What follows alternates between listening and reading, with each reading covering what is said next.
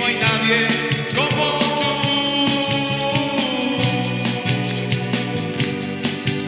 Y no hay nadie como tú.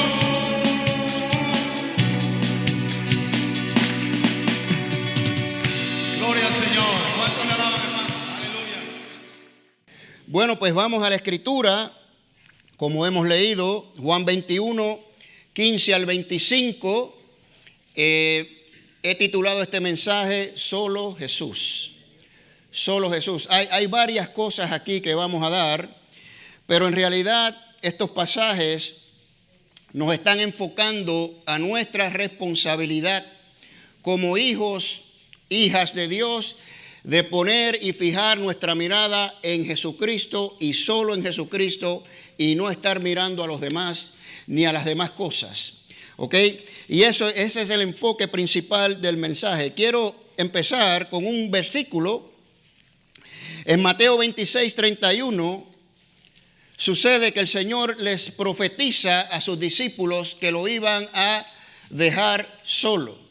En ese día, dice, todos vosotros os escandalizaréis de mí esta noche. ¿Qué noche? La noche que fue arrestado, la noche que fue llevado ante el sumo sacerdote, Anás, Caifás, después Pilato y después vino la crucifixión, ¿no? Bueno, ¿qué es lo que está escrito? Heriré al pastor y las ovejas del rebaño serán dispersadas. Y eso fue precisamente lo que sucedió, ¿verdad? Y recuerden la vez pasada lo que expusimos, una aparición después de su resurrección. Según el conteo de Juan, era la tercera vez, aunque sabemos que hubieron más veces, ¿verdad? Y los encuentra en esta playa en Galilea, que le había dicho también a sus discípulos que fueran allá a esperarlo allí. Y son 7 discípulos que están ahí, ¿verdad? Entonces, se encuentra con ellos. ¿Y por qué di este versículo? Porque estos mismos discípulos fueron los que los dejaron y se dispersaron. Lo abandonaron, lo dejaron solo. Pero allí están esperando al Señor para ser restaurados. Y esa es toda la dinámica del capítulo 21. El Dios que restaura, titulamos el mensaje pasado. Y hoy vamos a ver una restauración tremenda, específica, para aquel que lo negó 3 veces. Así que este es el trasfondo, ¿verdad? Y vimos la vez pasada que la aparición del Señor en esa orilla de la playa, del mar de Galilea, ahí vino después de una noche completa de un esfuerzo tremendo que tuvieron ellos. Se fueron a pescar toda la noche y no pescaron nada. Y vimos cómo, según nuestros ojos humanos, ¿verdad?, a veces vemos estas batallas, estas murallas, estos gigantes, cosas imposibles, como trabajamos y trabajamos y a veces no vemos nada, ¿no? Y oramos y oramos y oramos y parece que el Señor no nos está oyendo, ¿verdad que usted ha sentido eso? Pero el Señor siempre está trabajando, siempre está obrando. Créalo que es así. Esto es un ejemplo de eso. Ellos ni se esperaban que se iban a encontrar el Señor. Y vienen cansados, cargados, desanimados, y ahí está el Señor con los brazos abiertos. Y dije una cosa que espero haya resonado en los corazones de todos nosotros, y la voy a volver a repetir. Para el creyente, para el verdadero hijo, la verdadera hija de Dios, la vida es una carrera de fe. La vida es una batalla. La vida no es justa. Claro, tenemos muchos momentos de alegría, de gozo, disfrutamos muchas cosas, pero cuando vemos la vida desde 10,000, 30,000 pies de altura, podemos generalizarla y decir, no es fácil vivir, no es fácil estar en este mundo. Tenemos que trabajar con el sudor de nuestra frente, nos cae enfermedad, nos caen emociones, desalientos, desilusiones, bueno, ya usted sabe. Y el creyente está nadando toda la vida, al parecer, infructuosamente. Pero cuando llegamos a la orilla de la playa de nuestra vida, ahí va a estar el Señor Jesucristo, con sus brazos abiertos. buen siervo y fiel, sobre poco has sido fiel, sobre mucho te pondré, entra en el gozo de tu Señor. ¿Cuántos dicen amén, hermanos? Pues eso es para el creyente. Bueno, y para el no creyente, pues la vida es igual para el no creyente. Sea rico, sea pobre, no importa. La vida no hace acepción de personas, mis queridos hermanos. ¿Usted cree que las personas más pudientes, más ricas de este mundo son felices y no sufren? Pues a ellos les llega enfermedad también. A ellos les llega desánimo, desilusión. A lo mejor no tienen que trabajar tanto, esas se las doy. Pero usted sabe lo que es una persona que tenga millones y millones o billones de dólares o en pertenencias, lo que sea, los ricos, tiene que estar en constante preocupación de cuidarlo. Por eso el Señor dijo, es más difícil que un rico entre al cielo, porque están aferrados a eso. Ay, ¿qué pasa? Y tengo que cuidarlo, que no pierda esto, que no pierda aquello, y tengo que encargarme de aquello. Eso es un martirio, hermanos. Es mejor tener paz, no tener nada y tener paz, hermanos, se lo garantizo. Ahora, sea rico, sea pobre, el no creyente también nada, igual que el creyente. Pero ¿y qué pasa cuando llega a la orilla de la playa de su vida y todavía está en sus pecados y no se ha arrepentido? Tanto nadar para morir en la orilla, dicen en mi país. Así que ponga atención, ¿verdad? Aquella persona que no ha recibido al Señor como su Señor y Salvador tiene que poner atención, porque esto no es un cuento, no es una fábula, es una verdad absoluta, como ya lo hemos dicho tantas veces. Bueno, pues entonces, con ese trasfondo llegamos aquí y Juan nos dice, los versículos del 15 al 17, después de esto, después de todo ese encuentro maravilloso, el desayuno, ¿verdad?, que tuvieron allí en la playa, el pescado, el pan y todas estas cosas, viene la restauración de Pedro. Después de esto, Jesús se manifestó nuevamente, o estaba allí, perdón, y cuando hubieron comido, ya cenaron, ya participaron de ese momento íntimo, ¿verdad? Jesús se dirige exclusivamente a Pedro. ¿Ok? Y es importante que analicemos las 3 veces que el Señor le pregunta a Pedro, ¿me amas?, que analicemos las respuestas de Pedro. Aquí es cuando yo siempre les he exhortado que tenemos que profundizar un poquito más en la palabra. Y así la vamos a entender mejor. Así que vamos a ver estas 3 veces y cuál es el contexto y qué se está viendo, qué mensaje estamos recibiendo aquí, ¿ok? Bueno, entonces, recuerden que Pedro fue ese hombre que lo negó 3 veces, que dijo, no conozco a ese hombre. Y de hecho, en Marcos capítulo 14 nos da un poquito más de detalles, que la 3ª vez maldijo y juró que no lo conocía. A ese se le está dirigiendo el Señor. Recuerden, por favor, ¿ok? Bueno, entonces le dice Pedro, la primera vez, me amas, y le añade más que estos. Esa es la primera cosita que notamos. ¿Me amas más que estos? Bueno, ¿quiénes son estos? Es la pregunta. Bueno, usted dirá a primera instancia, pues los discípulos, ¿verdad? Eso como que surge de la lógica. Y yo creo que son los discípulos, pero hay otra interpretación que quiero compartir con ustedes brevemente porque es muy interesante. Algunos creen que se estaba refiriendo a los peces. ¿Se acuerdan de los 153 peces? Y la red no se rompió y tuvieron que arrastrarlo. Y Pedro fue el primero que fue y agarró la red para arrastrarlo. Pues ahí están esos peces. Y algunos dicen que el Señor le dijo a Pedro, me amas más que estos peces. Es decir, Pedro, tú estás dispuesto a dejar la pesca otra vez por seguirme a mí. Que fue precisamente como el Señor llamó a Pedro, ¿se acuerdan? ¿Verdad? Y Pedro volvió a la pesca. Y tal vez pensando regresar y quedarse en ese oficio, el Señor le pregunta, ¿me amas más que tu oficio, Pedro? ¿Me amas más que tu trabajo, Pedro? Ese es el mensaje que le quiero dar, hermanos. Y muchas personas dentro dentro de la iglesia tienen que preguntarse eso. ¿Amamos más nuestro trabajo que al Señor? Ese es el mensaje de aquí, hermanos. Eso es una interpretación, ¿verdad? ¿Qué estamos dispuestos a dejar para seguirle? ¿Qué estamos dispuestos a dejar? Y como nos dice Filipenses capítulo 3, tenemos por obligación, no es negociable, dejar cosas para seguir al Señor. Pablo dice que todo ese pedigrí que él tenía, todos esos estudios fariseos, de la escuela de Gamaliel, que aventajaba a todos los estudiantes y estaba en el número 1 en su clase, basura. Lo cuento como basura para seguir a Cristo.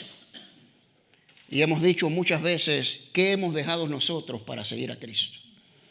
¿Sí? Entonces, eso es una posible interpretación. Yo me inclino más que son los discípulos, dado que Pedro había negado al Señor Jesucristo en público 3 veces, pues tenía el Señor que 3 veces en público restaurarlo, ¿no? Esa es más o menos la lógica que vamos a ver aquí, ¿verdad? Entonces, tenía que admitir Pedro su amor al Señor Jesucristo en público porque lo negó en público. Así que yo creo que esto es lo más probable, el contexto que está sucediendo aquí, ¿no? Ahora, les dije que prestaran atención que quién era Pedro, aquel que dijo no lo conozco, que maldijo, que dijo malas palabras, que juró falsamente que no lo conocía. Y aquí viene el Señor a restaurarlo. Le exigió algo el Señor a Pedro. Le vino con una demanda. ¿Lo vemos ahí o no? No lo vemos.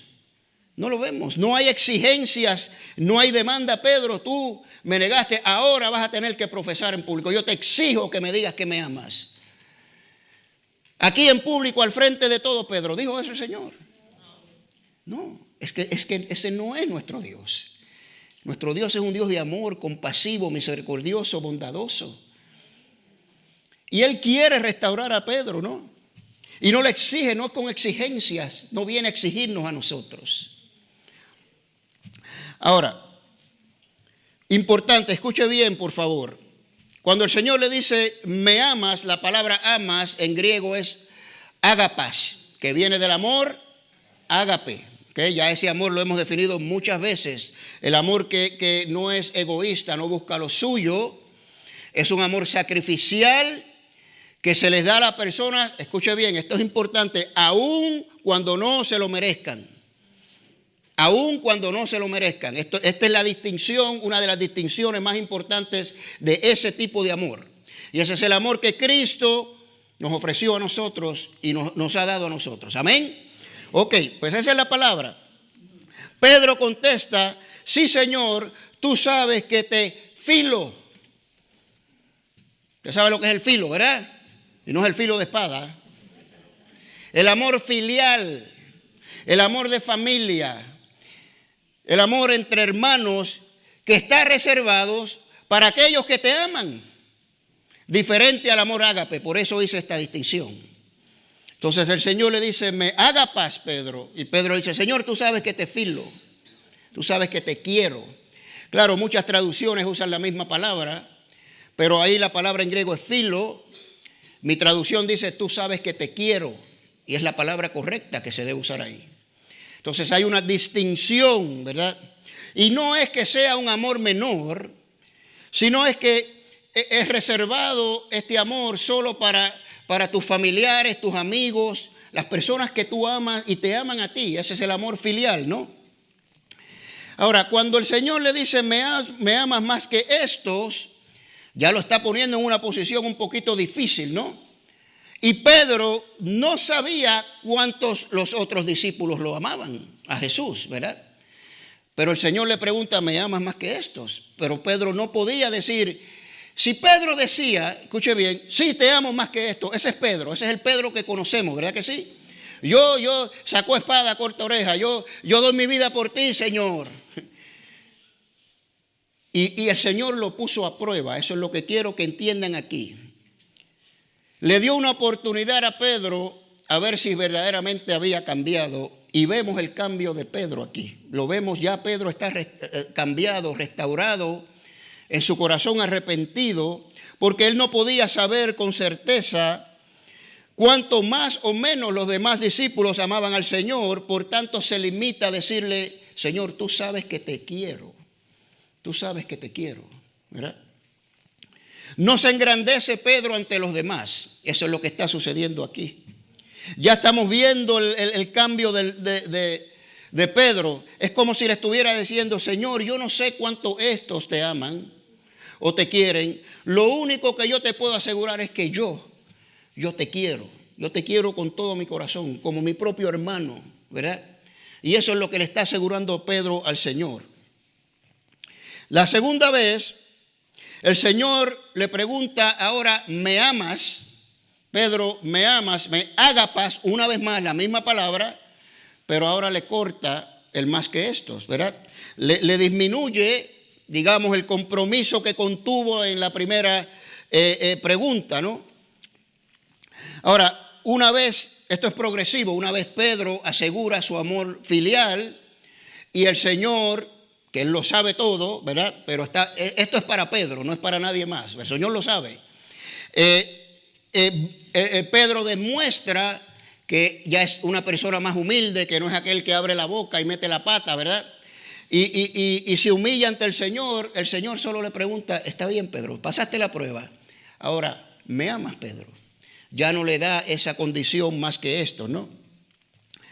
Así que esto es lo que está sucediendo aquí. No está comparando ahora el amor de Pedro con los demás. Solo tú, Pedro, solo tú dime que me amas. Y Pedro le contesta una vez más: Señor, tú sabes que yo te filo. Una vez más, el amor filial, ¿ok?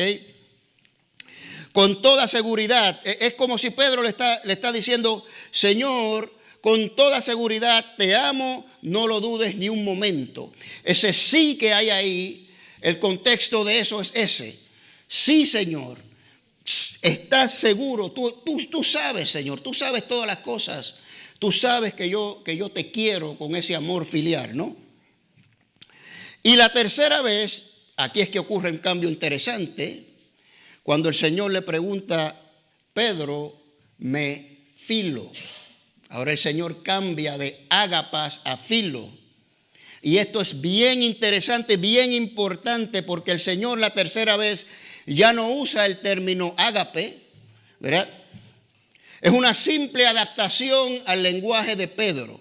¿Okay? Quiero que entiendan esto bien. Así es nuestro Señor. Ya vimos que no está exigiendo nada.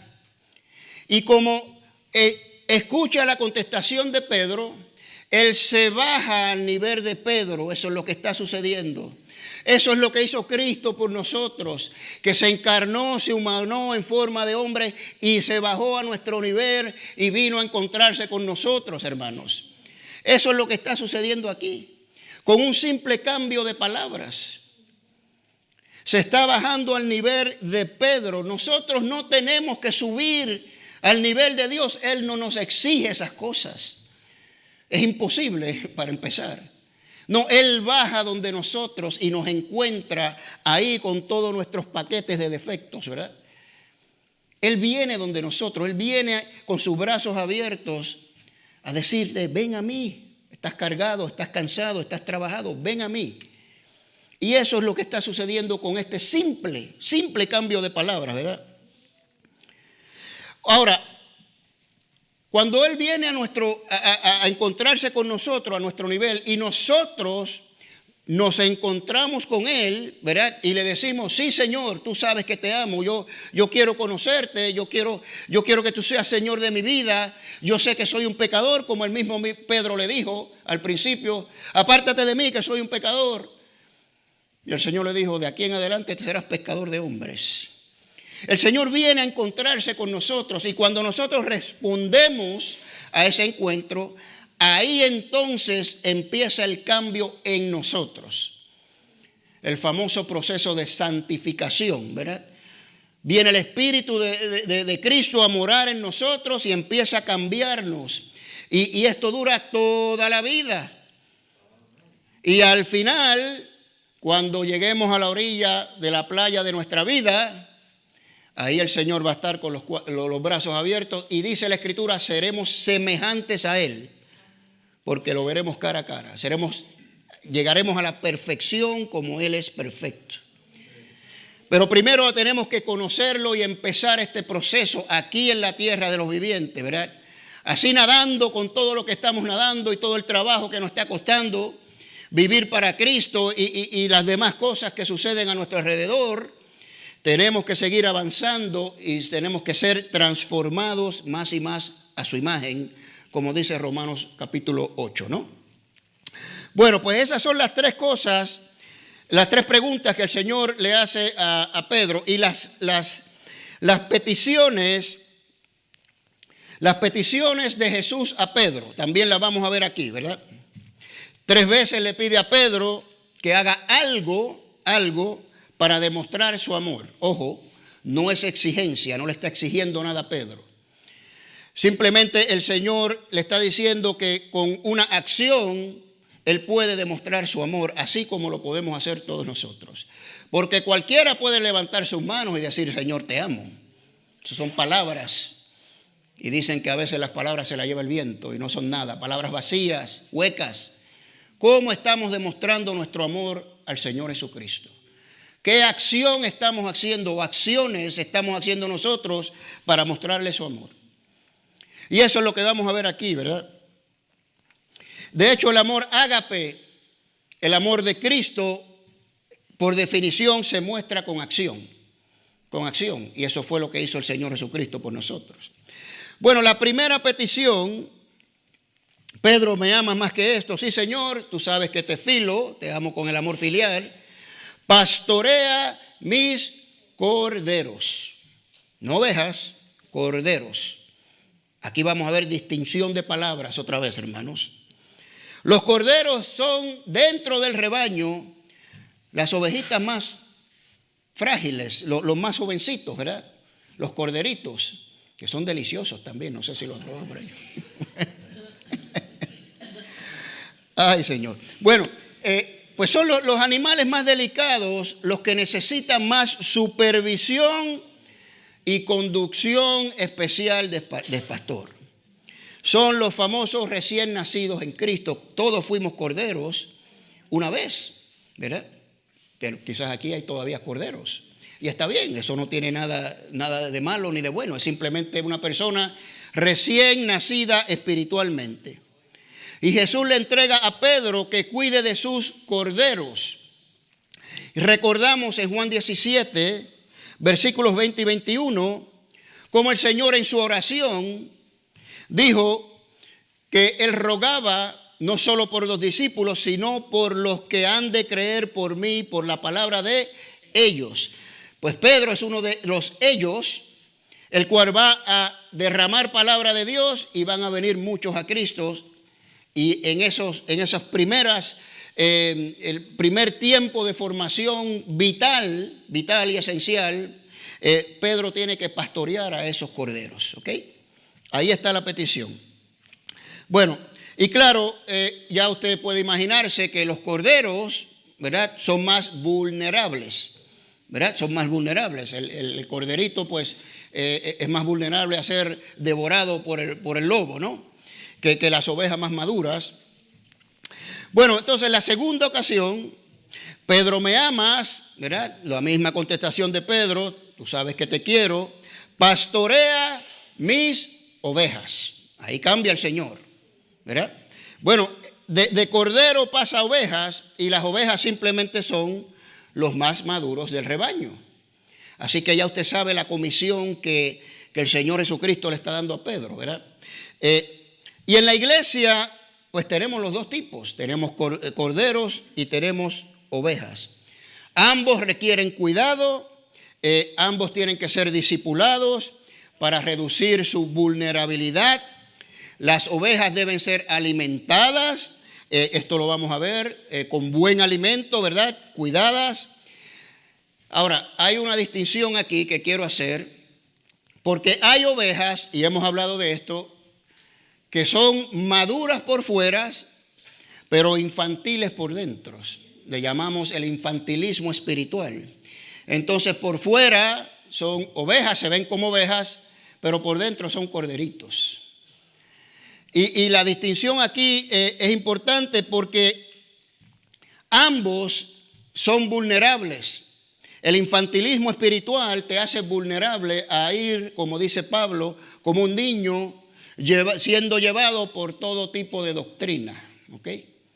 Si no creces espiritualmente, si no afirmas tu fe y no cultivas tu relación con Cristo, estudias la palabra, la interiorizas, la masticas, la digieres, ahí te vas a quedar con la lechita y eres más vulnerable, eres como un corderito, ¿verdad? Así que es importante hacer esta distinción. Bueno, entonces el retrato aquí es que el pastor tiene que preparar los corderos, las ovejas, tanto infantiles como no infantiles, afrontar todas las adversidades y tribulaciones que nos sobrevienen. Tiene que preparar a las ovejas para que entiendan, por ejemplo, la disciplina de Dios, que Dios ama al que disciplina y azota a todo el que tiene por hijo para que participen de su santidad. ¿Okay? Tiene que enseñarle muchas cosas para que crezcan en el conocimiento personal de Dios, ¿no? Y así se vaya fortaleciendo su fe y así sigan corriendo la carrera. Esto es un sistema que se retroalimenta el mismo, como he dicho, ¿verdad? Pues mientras más usted estudie, mientras más usted cultive su relación con Cristo, mientras más usted quiera conocer al Señor, se esfuerce, ¿verdad? Y haga lo que tiene que hacer, cumpla con su responsabilidad como hijo o hija de Dios, más fuerte se va a poner y más fuerte va a correr y más va a soportar la batalla y más va a querer conocer a Dios después de eso, ¿no? Entonces, esto es un ciclo que dura toda la vida y termina al final de nuestra vida, ¿no? Bueno, ahora hay una diferencia entre la ovejita, la oveja infantil y el cordero, ¿verdad? El cordero es simplemente en tiempo, es un bebé, como un bebé recién nacido, tiene que ver solo con el tiempo. Mira, esa persona llegó a Cristo hace unas semanas, pues es un corderito, es relativo al tiempo. Y la oveja infantil es aquella que lleva tiempo en el evangelio, pero no ha crecido espiritualmente, como expliqué. Hebreos 6:12 lo explica muy bien. El autor de Hebreos se dirige a esa audiencia que son ovejas infantiles y dice, debiendo ser ya maestros. O sea, el tiempo que ha pasado ya ellos debían ser maestros.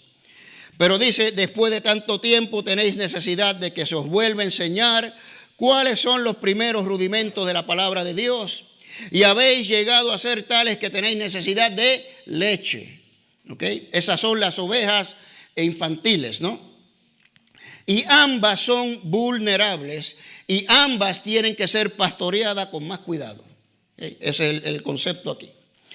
Bueno, la tercera vez, cuando ya el Señor cambia su vocabulario, dice, Pedro, me filo, me quieres. Pedro se entristece, ¿verdad? Como dice ahí. ¿Por qué se entristece Pedro?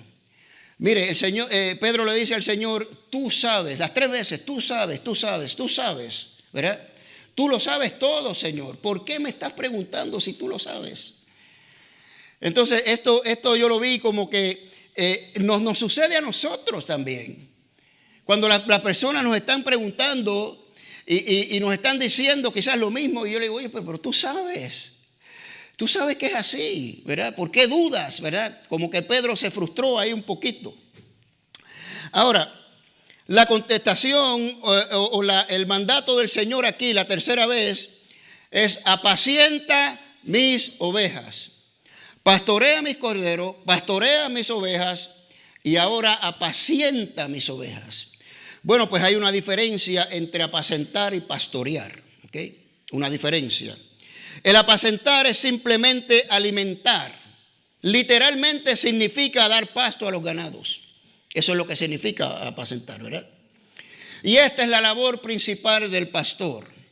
Alimentar a sus ovejas, apacentarlas, y esa labor es vitalicia, nunca termina, ¿no? Y esto lo vemos claramente en la formación de la iglesia primitiva en el libro de Hechos. En Hechos 6:2, cuando convocaron, ¿verdad?, a la iglesia para llamar a los diáconos, para formar los diáconos, ¿no? Y dice, entonces los 12 convocaron a la multitud de los discípulos y dijeron, no es justo que nosotros dejemos la palabra para servir mesas. Entonces ahí está la distinción, ¿verdad? Y bueno, el pastor, la labor principal es alimentar, ¿verdad? Y a veces el pastor tiene que hacer muchas cosas más. Pero su labor principal es alimentar, apacentar a las ovejas. Y en Hechos 11, 25 y 26, ahí está en Antioquía de Siria, la iglesia gentil ahora, ¿verdad?, creciendo tremendamente, y Bernabé va para allá a ver lo que está sucediendo. Y llega allí y se asombra, dice, wow, esto es tremendo, el Señor, el Espíritu Santo está aquí, pero necesitan un pastor. ¿Y a quién va a buscar? A Pablo o a Saulo, como dice aquí, ¿verdad?, que se había desaparecido por más de 10 años ya, porque lo habían querido matar 3 veces, la última en Jerusalén, y tuvo que huir. Y dice que Bernabé fue a Tarso a buscar a Saulo, y hallándole le trajo a Antioquía, y se congregaron allí todo un año con la iglesia y enseñaron, alimentaron a mucha gente. Y no te fíjese, si usted quiere saber de dónde sale el nombre cristiano, ahí está, desde hace 2000 años. Y hay unas personas por ahí que pertenecen a una institución muy grande que nos dicen, a ver, ¿de dónde salió tu iglesia? ¿Quién la fundó? Pues aquí está. Mi iglesia fue fundada hace 2000 años por el Señor Jesucristo y sus apóstoles. Amén, hermanos. Muy bien. Bueno, pues aquí usted sabe, en nuestra iglesia, pues eso es lo que hacemos, enseñamos la palabra de Dios. Y en ese marco nos mantenemos. Ese es el alimento bueno, el alimento sólido que se le da a todas las ovejas, ¿no? Ahora, pastorear implica una atención más personalizada a las ovejas del rebaño. Ojo, no es un señorío del rebaño, no es un señorío, ¿ok? Y lamentablemente esto es una vergüenza que sucede en, bueno, no sé si llamarles iglesias y no sé si llamarle pastores a estas personas, ¿ok? Así que voy a tener cuidado con esto, porque eso es lo que sucede, se enseñorean, los tratan como esclavos, se aprovechan de las ovejas, las ponen a trabajar para ellos. Ahora, usted quiere saber cómo el Señor realmente ve la labor del pastor. Pues se lo voy a explicar. Vamos a Ezequiel 34. Versículos 2 y 3. El Señor está airado con los pastores de Israel, con los escribas, con los sacerdotes, con los ancianos, las personas que tienen la responsabilidad de pastorear al pueblo de Israel, de enseñarles la palabra de Dios. Y dice, ay de los pastores de Israel que se apacientan, ya explicamos lo que es apacentar, se apacientan a las ovejas o a ellos mismos. A ellos mismos, ¿no? ¿No apacientan los pastores a los rebaños? Pregunta retórica, ¿no? Ahora mire lo que hacen estas personas. Coméis la grosura y os vestís de la lana, la engordada degolláis, mas no apacentáis a las ovejas. Exactamente lo que ha venido sucediendo en muchas asambleas, no le voy a llamar iglesias, no sé si son iglesias, con muchos que se llaman pastores, y voy a utilizar aquí el mismo término, sacándole de la lana, hermanos, para ellos mismos. Eso es lo que está sucediendo. Y yo no me explico cómo personas no se dan cuenta de esto. Los tienen engatusados con estas cosas. Yo he oído historias tremendas. Personas que vienen aquí, que se han salido de esa iglesia. ¿Y por qué te quedaste ahí? ¿No te diste cuenta? Es que son maestros de psicología estas personas, ¿no? Bueno, entonces aquí el Señor reprende a los sacerdotes y los escribas y los ancianos de Israel, Porque en vez de estar alimentando a Israel, se están alimentando ellos mismos, están sacando provecho. Ahora, en el versículo 4 del capítulo 34 de Ezequiel está el modelo del pastor. Esto es lo que el Señor quiere que el pastor haga, que no están haciendo estas personas en Israel. Número 1, no fortalecisteis a las débiles. Número 2, ni curasteis a la enferma, ni vendasteis a la perniquebrada, ni volvisteis al redil la descarriada, ni buscasteis la perdida. Ahí está, hermanos. Entonces, ¿qué debe hacer un pastor? Pues todo esto que dice el Señor, que no están haciendo los otros, ¿verdad? Ahí está el modelo, ¿verdad? Ahora, vamos a tomar esto una por una. Fortalecer a las débiles. Pues, ¿cómo se fortalecen las ovejas? Dándoles buen alimento. Dándoles el alimento de la buena palabra. Llevándola a pastos verdes junto a aguas de reposo. Así se alimentan las ovejas y así se fortalecen las ovejas. Si te alimentas bien, no te vas a enfermar. O por lo menos se minimiza todo esto. Y vas a estar fuerte, no vas a ser débiles. ¿Verdad? Número 2, curar a la enferma. Bueno, ¿cuál es la oveja enferma? Pues se ha contagiado con una enfermedad, le ha sobrevenido una enfermedad. Y en el caso de las ovejas de la iglesia, la mayor parte de las situaciones es la enfermedad del pecado. La enfermedad del pecado puede ser la enfermedad del desánimo, la depresión. Necesita ayuda la oveja y el pastor tiene que estar ahí para ayudar a la oveja. Yo quisiera hacer clones de mí, ¿verdad? Para estar disponible para cada uno de ustedes. Es más, la mayoría de ustedes tienen mi teléfono personal, ¿verdad que sí? Y el que no lo tenga, me lo pregunta, yo se lo doy inmediatamente. Y me puede llamar cuando quiera, no importa la hora. Y aquellos que lo han hecho, se los he dicho también, usted sabe.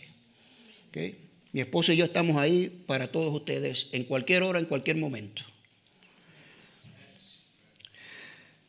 Vendar a la perniquebrada. Bueno, ¿qué sucede con la perniquebrada? Bueno, se le quebró la pata, ¿verdad? Es lo que está pasando aquí. Y hay dos maneras que esto sucede. Y ambas tienen que ver con las ovejas que se descarrían. Una oveja se puede descarriar por sí sola, ¿verdad? Las ovejas son tontas y no siguen al pastor, no siguen al rebaño y se descarrían y se van por un camino que no son los caminos de sendero de justicia que nos dice el Salmo. No hay pastos verdes ni aguas de reposo y por ahí tienen tremendo tropezón y se rompen la pata. Ahora, Pedro se dio tremendo tropezón, ¿verdad? Y se rompió, yo creo que las dos patas. ¿Y qué hizo el Señor? Vino a restaurarlo, vino a vendarlo. Sin exigencias, sin juicios, simplemente, Pedro, ¿me amas? Sí, Señor, ven acá. Yo te voy a restaurar, Pedro. Y así es el pastor. Así es el pastor, ¿verdad? La otra instancia se dice, esto lo dicen, yo no sé si es cierto, que cuando una oveja se sale de su redil, se descarría, el pastor va y la busca y la encuentra y a propósito le quiebra la pata, ¿verdad? Es como una especie de disciplina. Pero noten que es el mismo pastor que se la quiebra y se la venda. O sea, se la está quebrando no para juicio, ni para juzgar, ¿verdad? Ni para reprender así con alevosía, ¿verdad? Sino para restaurar. Número 4, volver al redil la descarriada. Bueno, esta tiene que ver con la 3. Y la descarriada es la oveja que ya expliqué. Es la oveja que se pierde, se desvía del camino. Es oveja, es creyente, pero se desvía del camino. Y a veces el pastor no se da cuenta. Son muchas ovejas y no se da cuenta. El pastor no puede estar, no es como el Señor que está en todos sitios, ¿verdad? Al mismo tiempo. Y de momento me falta una oveja. Entonces tiene que irla a buscar. Tiene que irla a buscar. Ese es el retrato que estamos viendo aquí, ¿verdad? Entonces, esta oveja se descarría y el pastor al darse cuenta la tiene que ir a buscar. La número 5. Busca la perdida. Hay una diferencia entre la perdida y la descarriada, porque la perdida no es oveja del redil. Es oveja, pero no del redil, no es creyente. El Señor dijo, yo vine por las ovejas perdidas de Israel. ¿Verdad que sí? Vine a traerle salvación a esas ovejas. Pues todos somos ovejas, toda la población de todo este planeta son ovejas, ese es el retrato, pero no todos son parte del redil. Y el pastor tiene que ir a buscar a esas que no son parte del redil. No dice el Señor, tengo otras ovejas que no son de este redil. Ahí mismo en el Evangelio de Juan, a ellas las tengo que traer también. Pues aquí está, ¿verdad? Y esto está ilustrado claramente en la parábola de las ovejas, en Lucas 15. Y para dar el trasfondo de esto, en el versículo 4, el Señor dice, ¿qué hombre de vosotros, teniendo 100 ovejas, si se pierde una de ellas, no deja las 99 ahí en el redil y va y busca la perdida? Ese es el trasfondo de la parábola. Y mire la conclusión, Lucas 15:7. Lucas 15:7.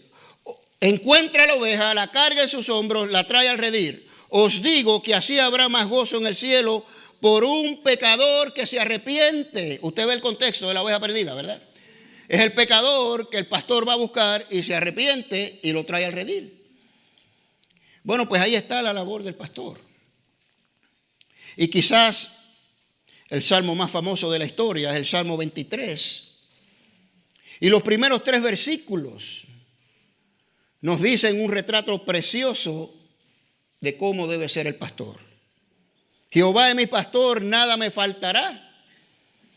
En lugares de delicados pastos me hará descansar, dice. Junto a aguas de reposo me pastoreará, confortará mi alma, ¿no? Me guiará por senda de justicia por amor a su nombre. Pues usted le puede añadir todo eso a la labor de pastor. Nada me faltará, el pastor se asegura que las ovejas tengan todo lo necesario, alimento, protección, cuidado, como lo hemos descrito aquí. Las conduce junto a delicados pastos y aguas de reposo. Bueno, sacia el hambre, las alimenta con buena palabra, con agua pura, que da vida, ¿no? Con buen alimento de la sana doctrina de la palabra de Dios. Confortará mi alma, es decir, cura a la enferma, venda la perniquebrada, así como lo hemos visto en Ezequiel, ¿no?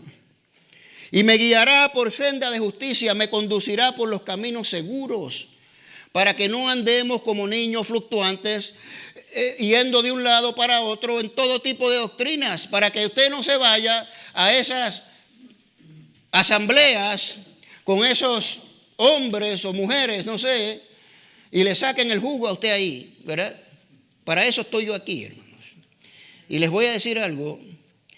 Yo digo, yo soy bien celoso de las ovejas, bien celoso.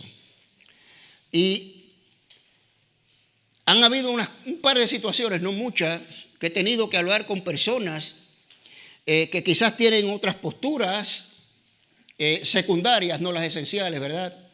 Y riegan esto por ahí. Y digo, no, aquí no puedes estar haciendo eso. ¿Okay? Aquí se predica Cristo y solo Cristo, solo Jesús. ¿Okay? Y usted puede tener diferencias conmigo doctrinales en cuanto a cosas no esenciales, ya lo he dicho muchas veces. Eso a mí no me importa. Lo único que me importa es que usted y yo tenemos la misma labor, la misma responsabilidad de predicar el Evangelio a lo más posible, de amarnos los unos a los otros, de ser obediente a Cristo y traer más personas al reino de Dios. Amén, hermanos. Pero soy bien celoso de mis ovejas. Así que si yo veo que alguien está diseminando cosas que no son saludables para el rebaño, usted va a oír de mí. ¿Ok? Con mucho amor, ¿ok? Bueno, pero eso no sucede aquí, no se preocupe. Bueno, entonces finalmente lo que vemos aquí es que el Señor concedió a Pedro una triple afirmación pública de su amor, o sea, 3 veces lo negó, 3 veces le declaró su amor. para reemplazar esa triple negación, ¿no?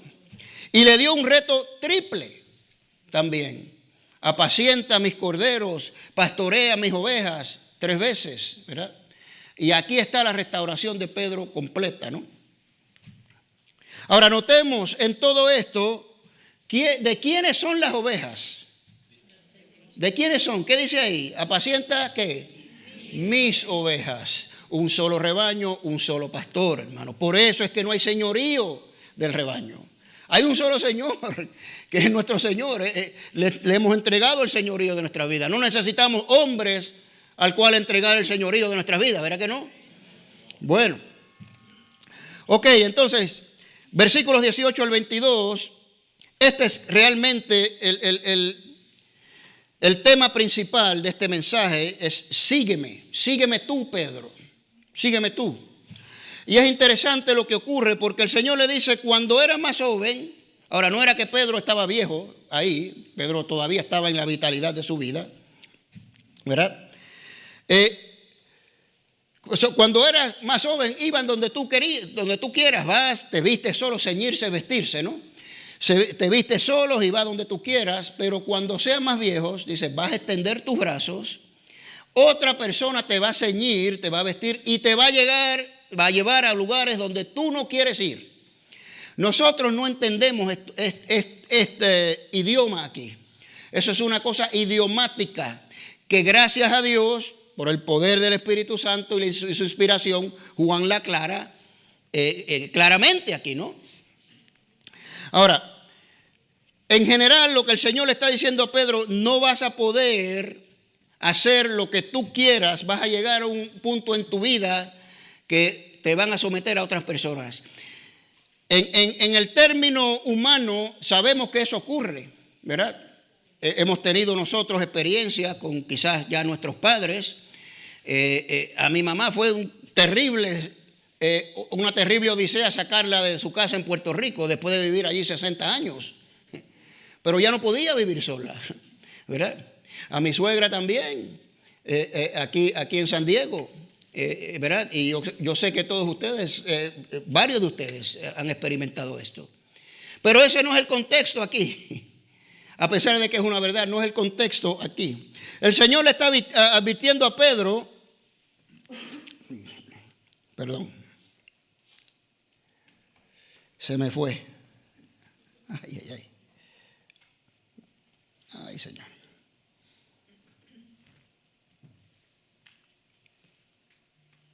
Aquí está. Ok. Apreté el botón que no era. Ok, el Señor le está advirtiendo a Pedro que la vida ministerial del pastorado, la comisión que le acaba de dar, no va a ser fácil. Se va a encontrar con dificultades, con persecuciones y finalmente iba a dar su vida por causa del Evangelio. Es lo que le está diciendo el Señor. Lo explica Juan claramente en el versículo 19. Esto dijo dando a entender con qué clase de muerte glorificaría a Dios. Así que cuando el Señor le dice va a llegar un tiempo de que vas a extender tu mano y alguien te va a vestir y te va a llevar a otro lugar, es la clase de muerte que Pedro iba a sufrir, ¿verdad? Así que estas dos expresiones, extender la mano y ser ceñido o atado, corresponden a la crucifixión. Idiomáticamente Pedro lo entendía muy bien, Juan lo entendía muy bien, por eso escribió esto, ¿verdad? Entonces, la tradición dice que Pedro sí fue crucificado boca abajo. Hay varios padres de la iglesia, Clemente de Roma, que vivió muy cerquita ahí de los apóstoles, temprano en el segundo siglo, a finales del primer siglo. Él escribe que Pedro fue crucificado en Roma. Y varios otros padres de la iglesia, por tradición, señalan que Pedro fue crucificado y al momento dijo, yo no soy digno de ser crucificado igual que mi Señor, pónganme boca abajo. Ahí vemos un Pedro restaurado, un Pedro que es más humilde, un Pedro que ha entendido su función, ¿no?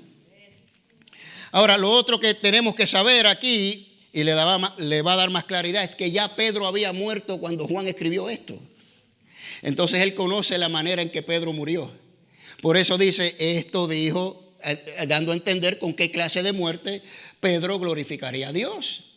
Así que Juan lo sabe, ya Pedro murió y sabe cómo murió, ¿no? Ahora, esto me hizo pensar, hermanos, porque dice aquí algo interesante, ¿con qué clase de muerte glorificaría a Dios? Y yo dije, bueno, el creyente sabemos que debe glorificar a Dios en vida, para eso estamos aquí, ¿no es así? Ahora, ¿podemos glorificar a Dios en muerte? Yo me hice esa pregunta. Dado el caso que nosotros no estamos en un país, en un estado, por lo menos hasta ahora, ¿okay? Y va a venir, yo sé que va a venir, en los cuales estamos siendo perseguidos, torturados, martirizados, como lo fueron nuestros primeros hermanos ahí en el primer siglo. Y con toda, bueno, no con toda, con un alto grado de probabilidad, no vamos a morir por causa del Evangelio. Y entonces, ¿cómo vamos a glorificar a Dios en nuestra muerte? ¿Verdad? En Filipenses 1:20, Pablo le escribe a la iglesia de Filipo desde la cárcel y le dice, conforme a mi anhelo y esperanza de que nada seré avergonzado, está preso, pero no voy a ser avergonzado, antes bien con toda confianza, como siempre sucede, ahora también aquí en mi condición de preso, será magnificado Cristo en mi cuerpo, o por vida o por muerte. Pablo no sabía si iba a morir o no, lo iban a ejecutar ahí, que no fue el caso, ¿verdad? Eso sucedió más tarde, pero vemos que Pablo glorifica al Señor con su muerte. Muere por causa del Evangelio. Bueno, ¿cómo podemos nosotros glorificar a Dios en nuestra muerte? Entonces, si no morimos por causa del Evangelio. Pues es muy fácil, hermano, no es difícil. Perseverando en la fe hasta el último suspiro. Perseverando en la fe hasta el último suspiro, es decir, proclamando el nombre de Cristo hasta el último suspiro, alabando su nombre, testificando, aunque sea ahí en su lecho de muerte. Y tenemos ejemplos aquí. Hablé con el hermano Tony y le pedí permiso para mencionar a su querida esposa Azucena. ¿No fue Azucena un ejemplo de esto para nosotros, hermanos?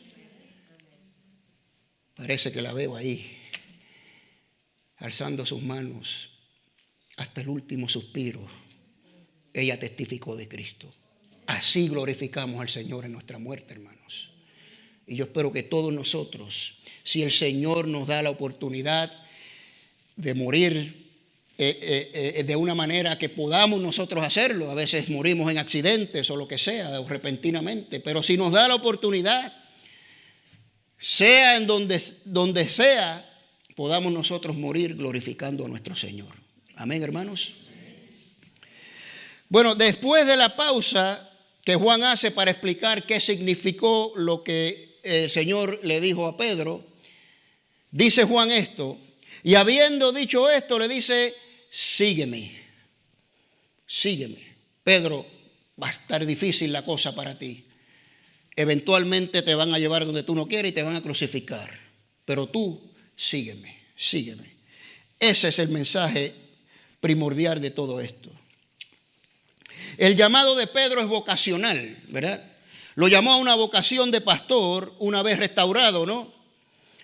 Y lo restauró al frente de todos los discípulos y en total comunión personal con el Señor. Y ahora, después de esto, ok, Pedro, sígueme ahora a mí, sígueme, ¿no? Mire, es que el Señor no excluye a nadie del servicio por una caída. Mire que Pedro cayó. Ahora, hay caídas que nos descalifican de servir en ciertos puestos ministeriales. Eso tiene que ser así. Pero si caíste, no significa que no puedes ser restaurados y volver a servirle al Señor en otra capacidad, quizás. Aquí lo vemos claramente, ¿no?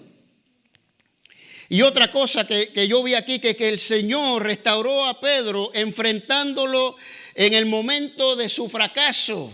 3 veces lo negó, 3 veces le preguntó, por eso Pedro se frustró.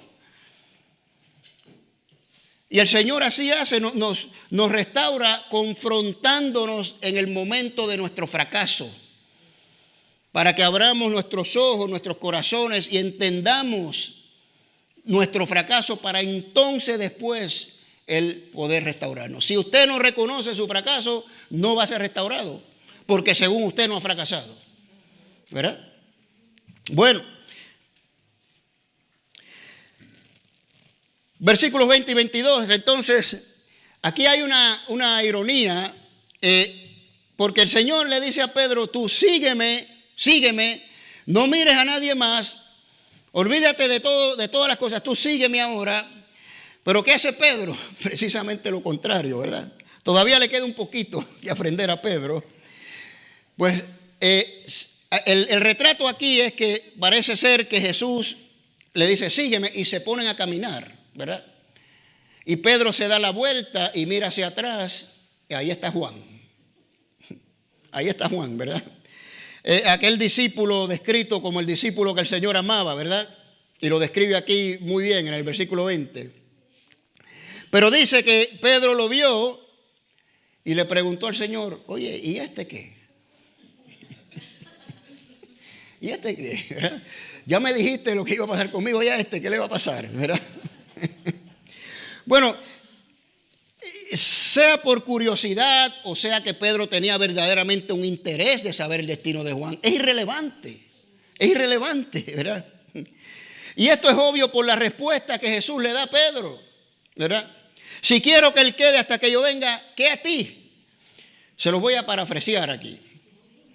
A ti no te importa, Pedro, lo que yo voy a hacer con él o lo que quisiera hacer con él. Por ejemplo, si yo quiero que él viva hasta que yo venga, ¿qué te importa a ti eso, Pedro? Eso es lo que el Señor le está diciendo, ¿verdad? Y después de esto, le dice, tú sígueme otra vez. ¿Qué te importa a ti, Pedro? Tú sígueme, no mires a los demás, ¿verdad? No mires a los demás. Ahora, yo entiendo que como seres humanos se nos hace difícil estar 100% enfocados en Cristo. Imagínense si lo pudiéramos hacer, ¿verdad? Cristo nada más, nuestros ojos fijados en Él y sin importarnos nada, ¿verdad? Es difícil, ¿verdad? Pero eso es una cosa. Y estar pendiente y averiguar las cosas de los demás es otra, ¿verdad?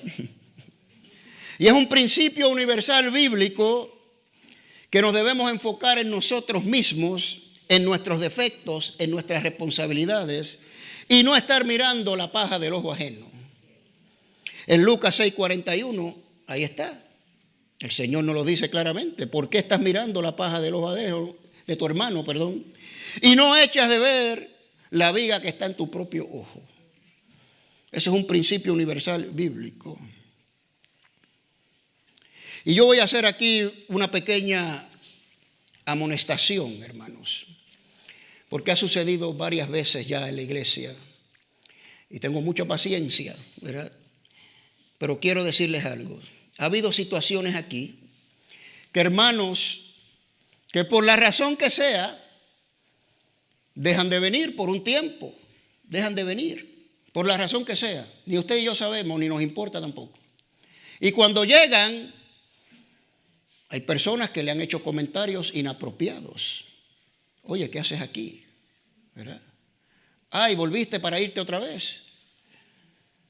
No me haga eso, por favor. Les voy a pedir. No me haga eso. Aquí recibimos a cualquiera que entre por esa puerta con los brazos abiertos como Jesús nos recibe a nosotros con los brazos abiertos. Y aquí le mostramos amor a todo el mundo. Esas son esas cositas que llegan a mis oídos que yo nunca quiero oír, como les digo. Y no quiero que lleguen más a mis oídos, hermanos. Porque mire que lo he dicho desde el púlpito tantas veces. Amémonos los unos a los otros. Usted ni yo sabemos las situaciones que tienen esas personas. Están pasando por cosas. ¿Por qué no le dice, hermano, hermana, qué bueno verte? Está todo bien, te podemos ayudar a ganarlo. Qué bueno, recíbalo con amor. No con ¿qué haces aquí? No, hermano, honestamente, ¿verdad? Bueno, eso es estar mirando a los demás. Mírese usted mismo por dentro y mire sus defectos antes de juzgar a otras personas, ¿no? Bueno, así que nuestra responsabilidad principal e individual es seguir los pasos del Maestro. Sígueme, ¿no? Hay una labor por hacer, queridos hermanos. Hay almas que alcanzar, hay una tarea que cumplir. Todos tenemos esa responsabilidad. Y ahí tenemos que enfocarnos nosotros. El estar mirando cosas no esenciales nos quita tiempo de las esenciales. Así que si usted está mirando otra cosa que no es a Cristo, ya está sacando tiempo de mirar a Cristo.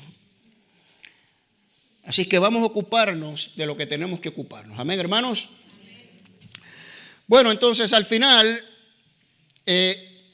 Juan relata el hecho de que porque el Señor dijo, y que a ti, Pedro, si yo quiero que viva hasta que yo venga, se divulgó que Juan no iba a morir. Que Juan no iba a morir, ¿verdad? Pero Juan mismo dijo, el Señor no dijo eso. Juan mismo lo aclara aquí, muy claro, ¿verdad? Aquí no hay que explicar mucho, ¿verdad? Pero sí hay una lección, y es la mala interpretación. La mala interpretación y los malos entendidos. 99% de los conflictos entre personas son por malos entendidos. Mala comunicación, mala interpretación. Ay, es que yo pensé que tú dijiste esto. No, eso no fue lo que yo dije, ¿verdad? De hecho, el pastor dijo esto. No, yo no dije eso, ¿verdad? Entonces tenemos que prestar atención, hermanos. Y peor aún, la mala interpretación de la Escritura. Ay, el Señor dice que te quiere prosperar. He venido para que tengas vida y vida en abundancia. Pide, declara y vas a ser rico, millonario y vas a tener todas estas cosas. ¿Y dónde está eso en la palabra? Y si no hablas en lengua, tú no tienes el Espíritu Santo. ¿Dónde está eso en la palabra? Si alguien me lo quiere mostrar, yo estoy todo oídos. La mala interpretación, hermanos. Y la peor de todas es de la Escritura. Bueno, y cerramos con esto, versículos 24 y 25. Es un testimonio, ¿verdad?, de que todo esto que se ha escrito es verdad, es verdadero. Y sabemos que su testimonio es verdadero. Ahora, el versículo 24 dice, este es el discípulo que da testimonio de estas cosas. ¿Quién es ese? Juan. Pero ojo, porque lo próximo que sigue nos da una clave de que Juan no escribió estos últimos dos versículos. Porque dice, y sabemos que su testimonio es verdadero. Está hablando otra persona de Juan, ¿ok? Bueno, y ha sucedido así en la historia. La mayoría de los eruditos bíblicos creen que fue un anciano de la iglesia de Éfeso, donde Juan pastoreó por mucho tiempo al final de su vida. Y ya Juan habría escrito su evangelio y él como copista le añadió esto. Yo estuve ahí, yo fui discípulo de Juan y yo puedo dar testimonio que esto es correcto, que esto es verdad, ¿no? Y el testimonio está relacionado a dos cosas importantes. Primero, el autor de este evangelio es el discípulo del Señor, ocultado bajo la descripción, el discípulo a quien Jesús amaba. Estuvo con el Señor, fue testigo ocular, vio todas estas cosas, ¿no? Y número dos, su testimonio es verdadero. ¿Okay? Es decir, hermanos, como ya hemos dicho tantas veces, hay una persona que vio todas estas cosas que hemos dado aquí. Lo vio con sus propios ojos, las escribió, las contó. Son cosas históricas. No son cuentos ni fábulas. Históricas. Reales. Yo no sé cómo las personas no pueden entender esto, ¿verdad? Y ver lo maravilloso de esto y venir a Cristo inmediatamente. Bueno, así somos nosotros, ¿no? El ser humano es así. Y fueron muchas cosas que hizo Jesús que no quedaron escritas, ¿verdad? Dice ahí en el versículo 25, ¿por qué no quedaron escritas? Bueno, porque no hacían falta, hermanos. el Espíritu Santo en su soberanía inspiró a los autores bíblicos a escribir exactamente lo que Él quería que se escribiera. Mira, que hay 7 milagros que no están en los otros evangelios. Y si usted, no digo ustedes, ¿verdad?, pero una persona que no cree, lee la resurrección de Lázaro y cómo es posible que un muerto de 4 días pueda ser resucitado con un simple Lázaro, sal fuera. ¿Quién es ese? ¿Quién es ese? Yo quiero conocer a ese. Debería ser así, ¿verdad? ¿Cómo es posible que una persona que muera y después de 3 días él mismo resucite? Ahí está, todo documentado. ¿Cómo es posible que le ponga ojos a alguien que nació sin ojos? No hace falta escribir todos los milagros del Señor. Si usted no cree por esto, no va a creer, hermanos. No va a creer, ¿verdad? En Juan 20, 30 y 31, ya lo habíamos dado también, relacionado con esto. Jesús además hizo muchas otras señales en presencia de sus discípulos, fíjese, testigos oculares, las cuales no están escritas en este libro, pero estas se han escrito para que creáis. ¿Usted ve? Para que creáis. Ese es el propósito del Evangelio de Juan. Que Jesucristo es el Mesías, el Cristo y Dios, el Hijo de Dios, ¿no? Y claro, hubiera sido imposible documentar todo lo que hizo Jesús, miles y miles y miles de milagros, por lo menos en ese tiempo y muchos siglos después, ¿verdad? Porque eso eran rollos, y no cabían en los rollos, no cabían en los libros. Hoy en día sí caben, ahí en una cosita de memoria así de chiquita, pueden escribirse todos los milagros del Señor, ¿verdad? Pero en este tiempo no, ¿verdad? Bueno, pues eso es, hermanos, el Evangelio de Juan. Los hermanos de la alabanza pueden subir. Y quiero que hagamos una reflexión aquí para concluir y hacer la pregunta: ¿qué has sacado de este Evangelio? Lo hemos cubierto capítulo por capítulo, versículo por versículos. ¿Qué palabras de aliento has encontrado ahí? Yo quiero que usted vaya a su casa y medite sobre esto, repase los capítulos que usted quiera repasar. Ahí están los mensajes en nuestro canal de YouTube. Para ver qué provecho, qué cosas usted puede decir: wow, de este evangelio me redargulló, me enseñó, me instruyó esto, ¿verdad? Yo les voy a dar unas cositas personales mías, ¿no? En Juan 14, versículos del 1 al 4, se los voy a leer. No se turbe vuestro corazón. Creed en Dios, creed también en mí. En la casa de mi Padre muchas moradas hay. Si no, os lo hubiera dicho. Voy pues a preparar lugar para vosotros. Y cuando me vaya y os prepare lugar, vengo otra vez y os tomaré a mí mismo, para que donde yo estoy, vosotros también estéis. Y a donde yo voy, sabéis el camino.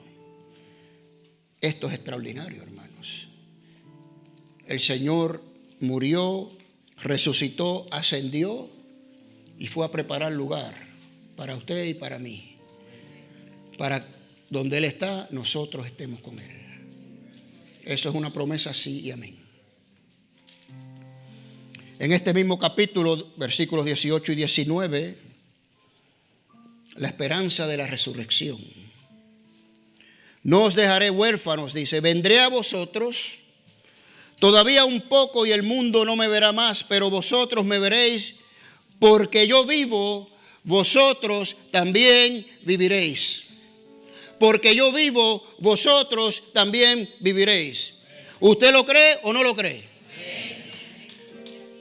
Entonces, yo me voy, dice Juan, y no me van a ver, pero voy a resucitar, me van a ver un poquito después. Y esa resurrección les va a decir a ustedes que ustedes también van a resucitar porque son mis discípulos.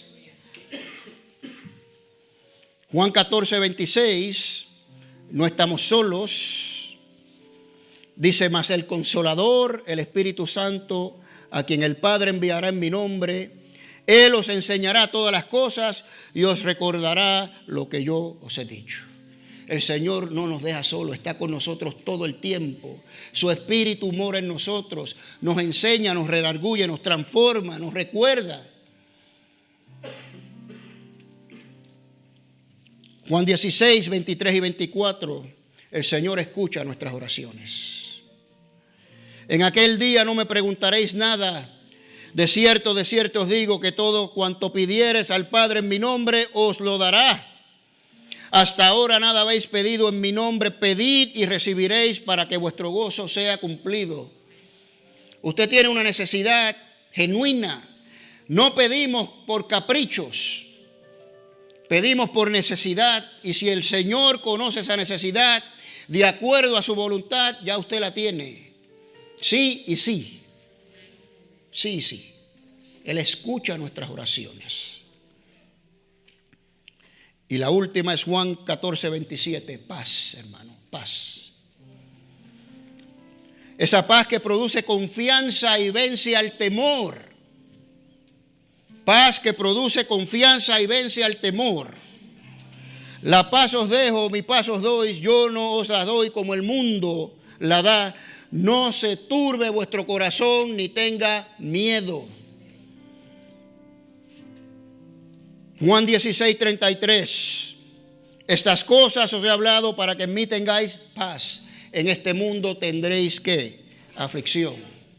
Confiar en mí. Yo he vencido al mundo, hermanos. Usted ve las promesas tremendas que encontramos en este evangelio, hermanos. Que le escribió un testigo ocular que oyó las palabras del Señor, presenció los milagros y dice, mi testimonio es verdadero. ¿Qué diremos a esto, hermanos? ¿Qué diremos? Si Dios con nosotros,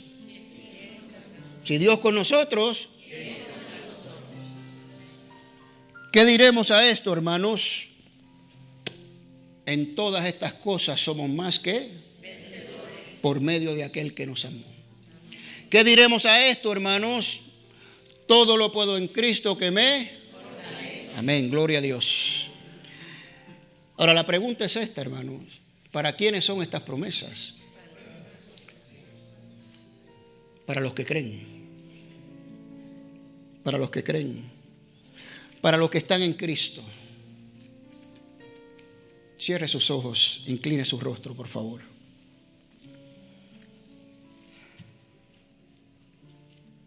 Una vez más, mis queridos hermanos, yo quiero hacer un llamado, una exhortación, diría yo un ruego, que si usted nunca ha recibido al Señor Jesucristo como su Señor y Salvador, públicamente, nunca le ha abierto sus brazos en presencia de una congregación, yo le voy a pedir que hoy es el día de su salvación y venga aquí al altar, que no se quede sentado ahí o sentada en su asiento, que no tenga vergüenza, porque estas promesas son solo para los que han recibido a Cristo, no son para nadie más, son para sus hijos los que hemos puesto nuestra fe en Él. Acompáñenme en orar, por favor. Y mientras yo oro, si hay alguien que quiere venir a proclamar su fe, que quiere conocer al que ha bajado y se ha encontrado con usted a su nivel, ahí con todos sus defectos, con toda su suciedad, sin exigirle nada, solo que venga a Él. Puede pasar aquí al altar. Acompáñenme en orar, mis hermanos. Bendito Padre Celestial, soberano Dios, gracias te damos, Señor, por este precioso evangelio, Señor. Precioso, poderoso, maravilloso, que nos muestra que tú eres Dios, que tu Hijo es el Mesías y es Dios encarnado en forma de hombre y que vino a salvarnos. que vino a llamar a pecadores al arrepentimiento, que vino a servir y no a ser servido. Gracias, Señor. Gracias por humillarte, tomando forma de siervo y venir a encontrarte con pecadores, con defectos, Señor. Gracias, Señor. Gracias. Te damos honra y te damos gloria, Señor. Pedimos, pues, si hay aquí alguna persona, Señor, tú levántalo, tú, Espíritu Santo, redarguye su corazón. Aquí las hay, Señor, personas que necesitan conocerte, quizás tener un reencuentro porque no están viviendo vidas santas, apartadas para ti, Señor. Quizás personas que han caído y necesitan ser restaurados, Señor. Levántalos de sus asientos, Señor. Levántalos, Señor, en el nombre de Jesús. Como iglesia nos unimos bajo una sola fe, un solo Cristo, un solo Dios, Padre de todos, Señor, para que hoy esos encuentren tu salvación. Gracias, Señor. Somos fieles a nuestra misión. Todas las semanas somos fieles al llamado que tú nos has hecho, de predicar tu palabra, de buscar a la oveja perdida, Señor, por el poder de tu palabra, por el poder de tu Espíritu, porque tu palabra es salvación, poder para todo el que cree. En el nombre de Jesús. Amén y amén. Bendito Dios. Gracias, Señor. Gracias. Bueno, mis hermanos, pues entonces vamos a ponernos de pie y vamos a alabar al Señor una vez más. Vamos a hacerlo en espíritu, en verdad y con mucho gozo. Amén, hermanos.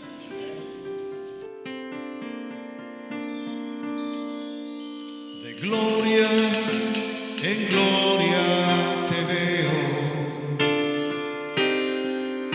cuando más te conozco, quiero saber más de ti.